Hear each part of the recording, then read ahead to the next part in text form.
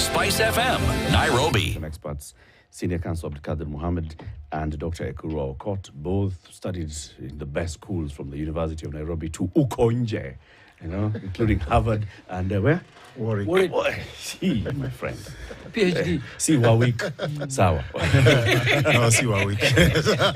Warwick. The Warwick. All the way, right? And helped to write constitutions for not just Kenya, but other countries in Africa.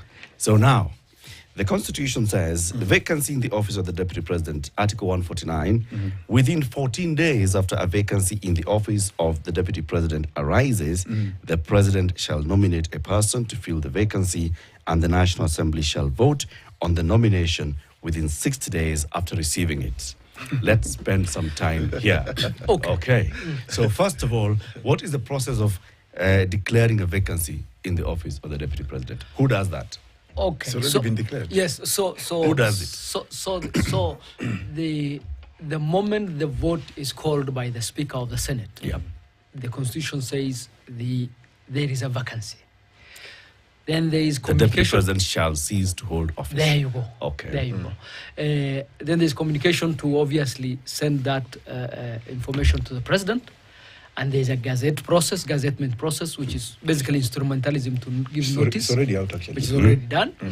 And then the nomination from the President for the replacement and the process of voting by Parliament. And again, if you look, Eric, at 152 on Cabinet, just read the appointment of Cabinet and how the Constitution deals with it. Okay. So the Cabinet, first of all, how many members? Yes. It's the President, the Deputy President, the Attorney General, not fewer than 14, not more than 22. Yes. Okay? Yeah. So a full Cabinet is 25. Yeah. The President shall nominate and with the approval of the National Assembly, appoint Cabinet Secretaries. So that is the difference in the language between 149 and 152 and all the others that require approval. Okay.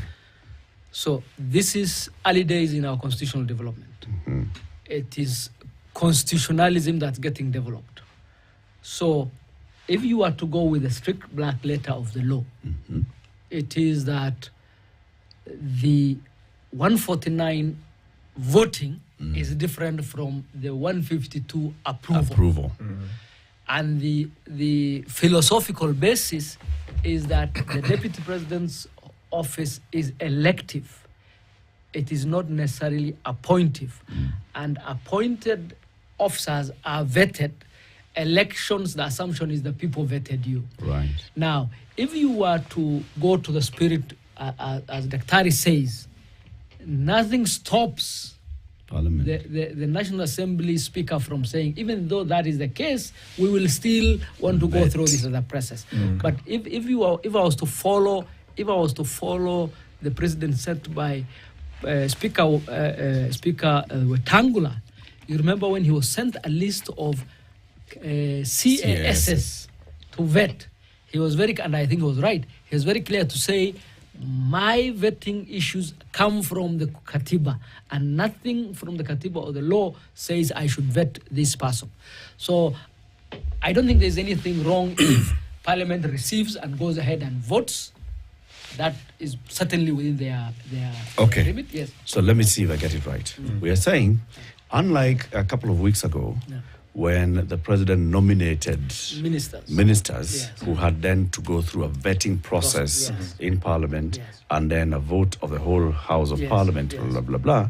In this particular case, it says the President shall nominate a person to fill the vacancy and the National Assembly shall vote on the nomination within 60 days. There you go. That means the name is just brought to the House. And they vote. Then they vote. Just like there's no threshold in terms of supermajority.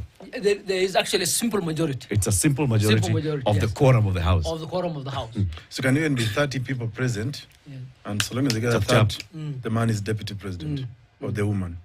Hey. But does anybody know who it is? I think I put my prediction. Is there a threshold for this quorum that we speak of? Yes. There's a requirement. The quorum is right now 50? 50. Yeah, 50 members of during my time it used to be 30. Because you are fewer. were fewer, yes. We had 210 So the constituencies. quorum is 50 members. 50 members.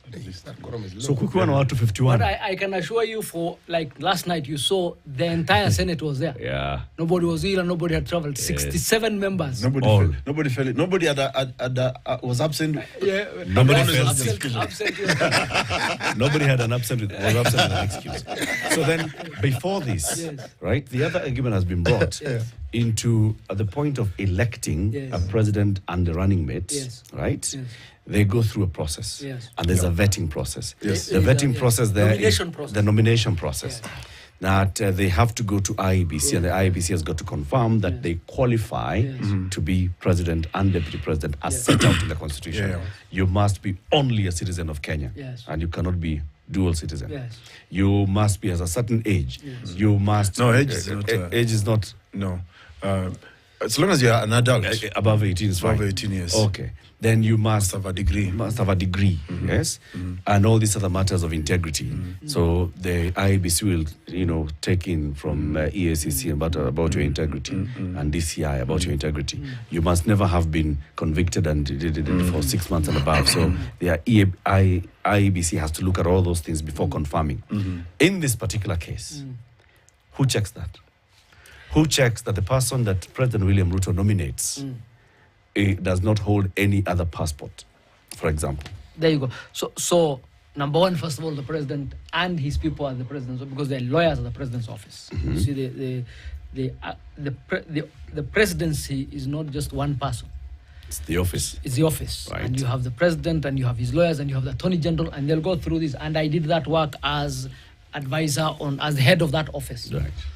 So that you don't have mediocre things coming out of the president's office. So that is the first. That's the first point of call.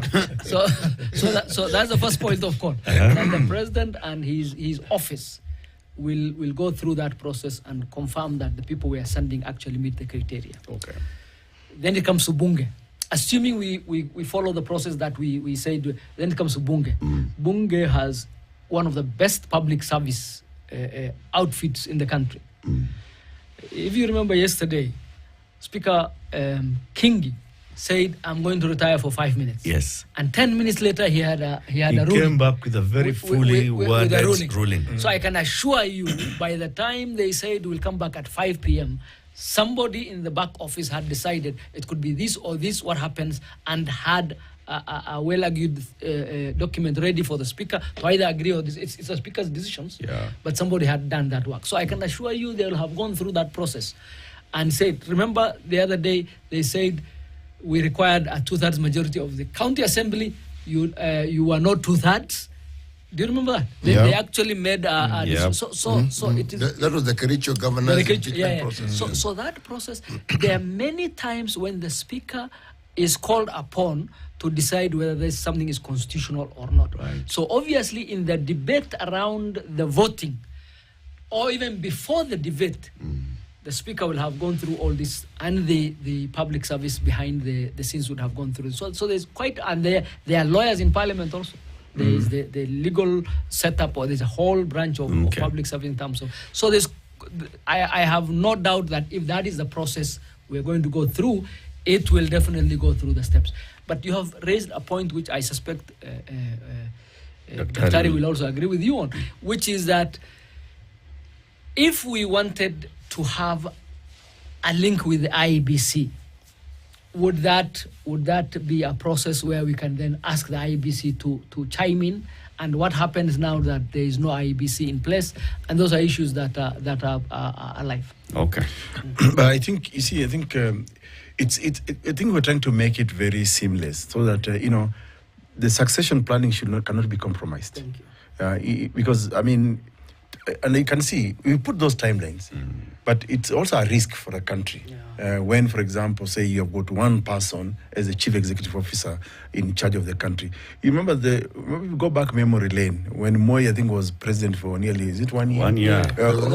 Okay, but at least during that time, there was no question of succession. It was another old constitution. But our new constitution, we are safeguarding the presidency.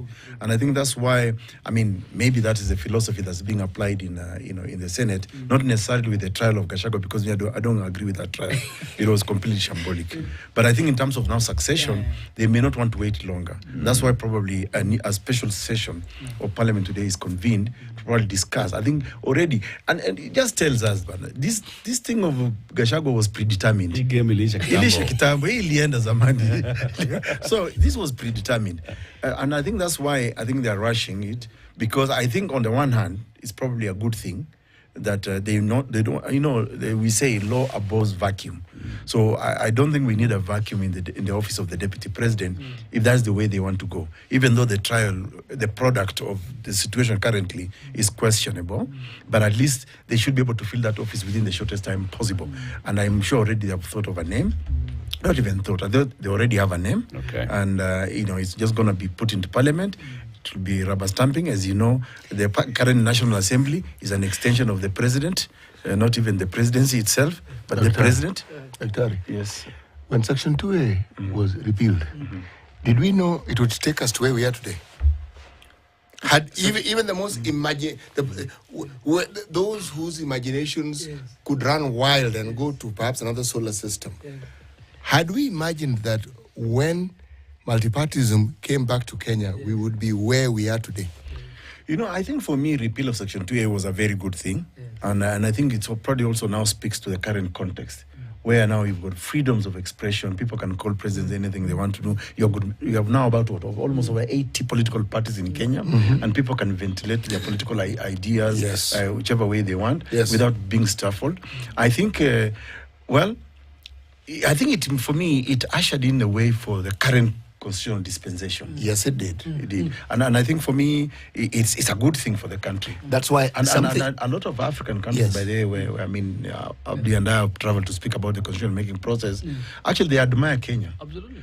We are very admired. In fact, in terms of our constitutional making process, it's actually like a benchmark in the continent. Absolutely. And people have always said, we want to follow the Kenyan process. How do they do it? How like one of the geniuses of our constitutional university is Chapter 6. That, Kenyans wanted a certain type and character of leaders. Although we don't get it.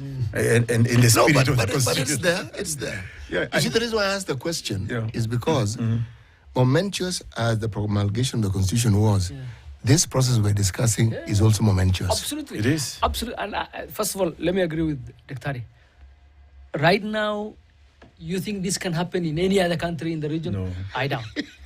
I doubt where this can happen quietly, and the next morning we are discussing So I think we as a country, absolutely, these are things to celebrate.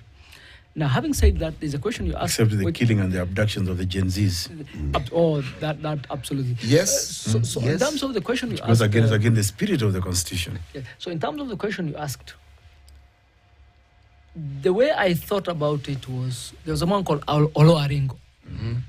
And Olo Aringo, as minister, was guilty of many things. But one of the things, God rest his soul, one of the things he really did was help with the reform of Parliament. He and the, I think, 8th Parliament worked. It was so, Parliament essentially used to be a department of the office of the president. the staff of Parliament used to get paid in OP. The way when the payday comes, you used to cross the road to go to OP to get salary. Paid. Yes. So essentially, Parliament was run out of OP. So there was a lot of effort that went to getting Parliament to be independent. It was really a struggle, and the Section 2A thing was part of that reform process. And people really struggled to have this Parliament have independence. Why I am so pained is that independence that people worked so hard for, now that is constitutionally ingrained from the 11th Parliament, they have just handed it to the executive. Absolutely not even being bought. They didn't even negotiate. They didn't even negotiate. Hata mandizi to the point where the chair of a committee, in Parliament is determined in the State House. I mean, when I ran for the committee you talked about, I ran against the current president. My opponent for chair of the PSC, the Parliamentary Select Committee on the Review of the Constitution, was our current president. Yes. And it was secret ballot. I got 15 votes, he got 11 votes. Now, that cannot happen in this Parliament. There is no way you can run against somebody sanctioned by State House. by State House. Now, if you cannot elect the chair of your committee, what else can you do? So that's why there's a big. This parliament is an appendage of the executive, and particularly I think the president. That's why they can pass any laws. I mean, if you look at, for example, the situation they are putting the country into with the absence of a Finance Act, which is a money collection law, but then they passed a money expenditure law called the Appropriation Act. I mean, so what is so difficult in saying, I think we have heard the views of the people. Can we rectify this bill so that it can now resonate with the people, so that we cultivate that common good? Again, going to the question of the spirit, what is the common good in passing a legislation? What is the common good in enforcing a constitution? So that, because it's the will of the people, And in fact, now people are beginning to say, I think it's time we actually amend Article 1 of the Constitution of Kenya, although the spirit was that we will exercise our sovereign authority through our elected representatives, or indirectly, or directly. But now the direct exercise of our sovereign authority is not very clear in the law how we will do it. Yeah. Now Kenyans are actually calling for an amendment of Article 1, where if we have got a failed regime like this one, or a parliament There's like a the one we have, mechanism then to let's take go to a back power. referendum, we fire all of them. Because the first thing parliament did is to compromise Article 104, the recall clause. That if you're a parliamentarian who goes into slumber, not looking into the issues of your constituency, can we recall you? But the first thing they did, they passed a law that made it almost impossible. Chapter 6, yes. Same thing, they killed Chapter 6. So the spirit was killed. Dr. where I disagree with Kenyans on that is Kenyans want to do revolutions for things they have an opportunity to do in 2 years' time. Yeah. Look, if you want to fire members of parliament, you don't have to amend the constitution. You actually generally do that anyway. Most times, 80% of members of parliament get not to come back. Yep. Yes. Unfortunately, we bring worse people than the ones we fire. And the 20% is the same rotten people. There you go. So next They time we teach go to the the new election, ones bad manners. so the next actually it's like the backing scheme is that you should be terrible for you to be elected to Yes. so the answer is, at the next general election, let us elect people for the right reasons, and let's elect right people, because this institution is so critical. It's so critical in the governance of the country.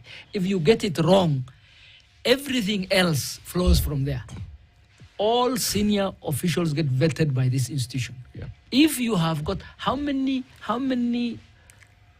high office holders other than the current setup now, where really we all know it's how many have been rejected out of vetting, for example?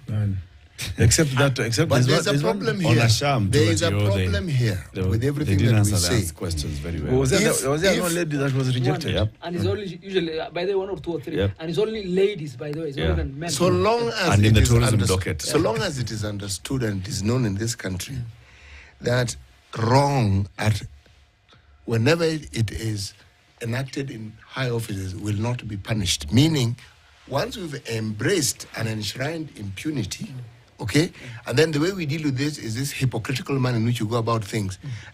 This is my view. Even when we elect those good people, and they get into this very poisoned well, Yes.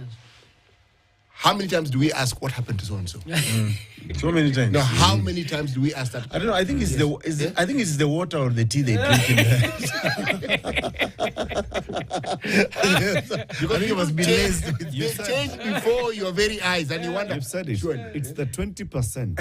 I always keep saying Yes. the 80% is not a problem. Yes, you should. The 20% that keep coming back, Right, yeah, those that ones. is the worst. It is actually our Because they are the political orphans. culture.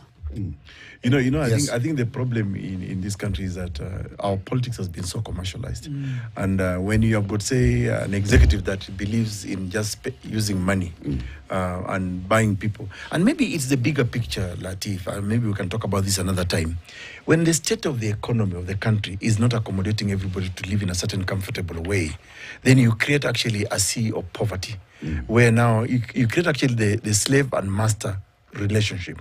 So you also now create the house Negro, who, because he believes that he works in the house of the master, is a better slave Than the field. than the field Negro. Yes. And I think that's actually the situation in our country today.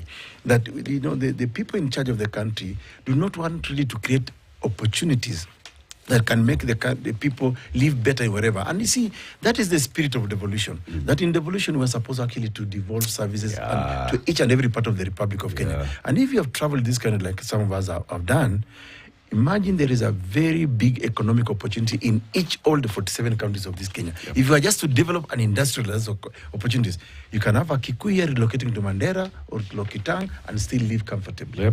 But the executive, the leadership, does not want to do that. And that's why you create this state of desperation.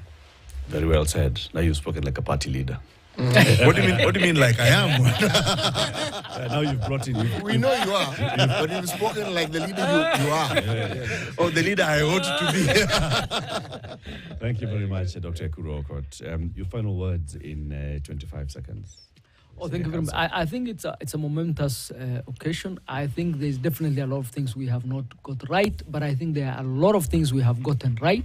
I think it's a teachable moment, as they say. I think we should learn from the process and move forward in strengthening our constitutionalism.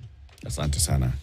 Senior Counsel Abdikadir Mohammed, who was the chair of the Constitution Implementation Oversight Committee, and Dr. Ekuru Aukot, who was the CEO of the Committee of Experts. CEO, COE. CEO of the COE. Thank you very much for keeping it locked. In the next hour, we get into our